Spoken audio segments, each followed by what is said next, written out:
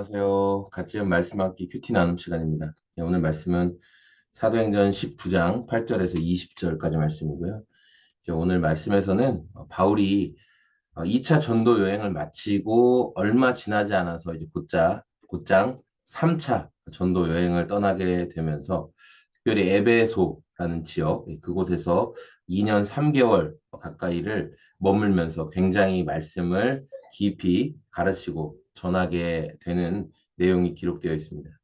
여기에서 말씀을 깊이 전하고 또 우리가 많이 들었던 이 두란노 학당이라는 걸 만들어서 여기에서 2년 동안 제자들을 쭉 가르치게 되는데 하나님의 말씀을 깊이 가르치다 보니까 이제 많은 사람들이 이제 주님의 말씀을 듣게 되고 또 예수님을 믿게 되는 일들이 벌어지고 11절에 보니까 하나님께서 바울의 손을 빌어서 비상한 기적들을 행하셨다. 이거 얼마나 특별한 일이 일어났냐면 사람들이 바울의 몸에 지니고 있는 그 손수건이나 뭐 앞치마를 그에게 가져가서 앓는 사람 위에 바울의 손수건이나 앞치마를 얹기만 해도 병이 떠나가고 악한 귀신이 쫓아지는 일이 있었다라는 거예요. 바울을 통해 하나님께서 지금 굉장히 특별한 일들을 막 보여주시고 이 아시아 지역의 복음이 더욱더 강력하고 왕성하게 전해지도록 행하시는 것들을 볼 수 있어요.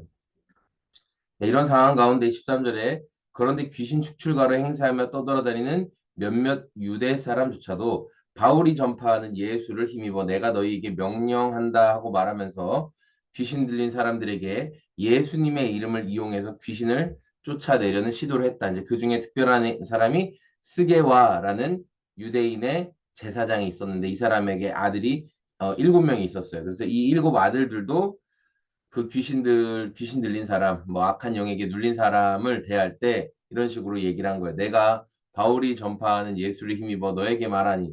왜냐면 바울이 할 때는 막 그런 일이 나타났거든요. 그러니까 나도 바울이 전하는 예수를 힘입어 이 귀신들아 나가라. 막 이런 식으로 했는데 귀신들이 한 마리 더 웃긴 것 같아요. 15절에 귀신이 그들에게 나는 예수도 알고 바울도 알지만 당신들은 대체 누구요? 하고 말하였다.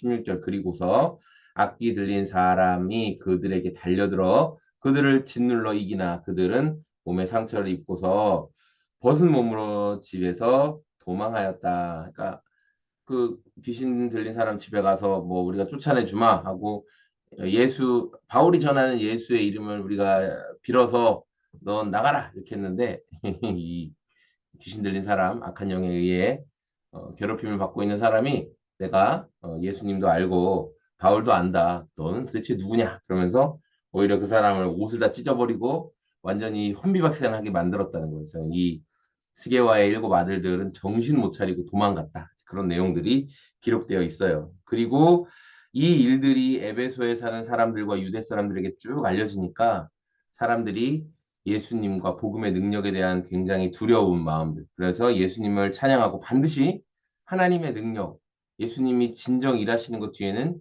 예수님을 찬양하는 일이 일어납니다. 예수님을 찬양하고 예수님을 높이는 일이 일어나요. 사람들이 침례를 받고 변화되는 일들이 일어납니다. 자, 그런 일이 정확하게 17절에서 벌어지고 또 18절에 신도가 된 많은 사람들이 와서 자기들이 한 일을 자백하고 공개하였다. 그러니까 자기들이 악한 것들을 따르고 우상을 숭배하고 이렇게 악한 짓을 행했던 것을 회개했다는 거죠. 그 19절 또 마술을 부리던 많은 사람들이 그들의 책을 모아서 사람들 앞에서 불살랐다. 자기들이 이렇게 헛된 마술을 하는 그런 책들, 헛된 내용들이 적혀 있는 이 책들을 가지고 와서 굉장히 비싼 책들이었을 텐데 그것을 와서 다 사람들 앞에서 불사르고 이게 뭐예요? 이제 더 이상 우리가 이 악한 사수를 따르지 않겠다. 우리는 예수님을 따르겠다. 이러한 고백이잖아요. 그렇게 됐다는 거죠. 책값을 계산해 보니 은돈 5만 잎에 맞먹었다. 결론적으로 이렇게 하여 주님의 말씀이 능력 있게 퍼져나가고 점점 힘을 떨쳤다. 이렇게 말씀하고 있습니다. 오늘 말씀 묵상하면서 여러분 그 어떤 것보다 예수님과의 이 관계성, 그분과 함께 살아가는 것이 참으로 중요하다는 것을 저는 묵상하게 되었습니다. 스게와의 7 아들들이 뭐 우리도 예수님의 이름으로 어떤 일들이 벌어져요? 또 저도 그런 게 있어요. 이제 제가 제 스스로의 별명을 간증 채집가, 간증하는 사람들 만나서 이야기 듣는 거 좋은데 그러면서 이런 생각을 하게 돼요.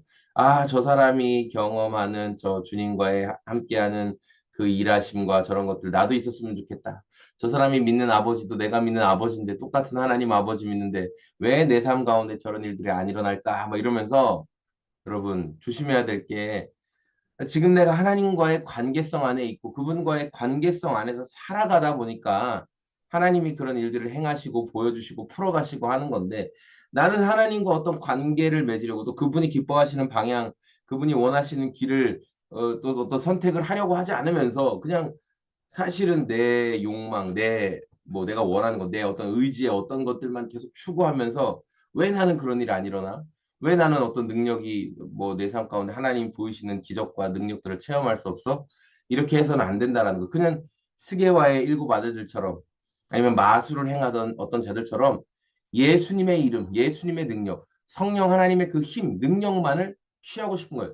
그분이 원하시는 건 관계성인데 그 관계성은 무시하고 나에게 어떤 힘, 나에게 어떤 능력, 이런 것만 나타났으면 좋겠어라는 잘못된 접근, 잘못된 방향이라는 거죠. 우리 오늘을 살아가면서 예수님과의 계속 그 관계를 생각하고 어떻게 하면 주님과의 관계가 더 깊어질 수 있을까? 어떻게 하면 그분 더 알아갈 수 있을까? 항상 비슷한 이야기를 하는 것 같아요. 주님과의 진정한 관계성 안에서 살아갈 수 있는 복음의 능력, 예수님과의 관계가 회복되고 예수님을 통해 또한 하나님과의 관계가 회복되고 또 그 은혜를 통해 성령 하나님께서 우리 성도 안에 신자들 안에 머물러 주시는 은혜가 회복된 거잖아요. 관계가 회복된 사람으로서 하나님 앞에 또 살아갈 수 있는 저와 여러분의 오늘이 다 되시기를 소망합니다. 고맙습니다. 안녕히 계세요.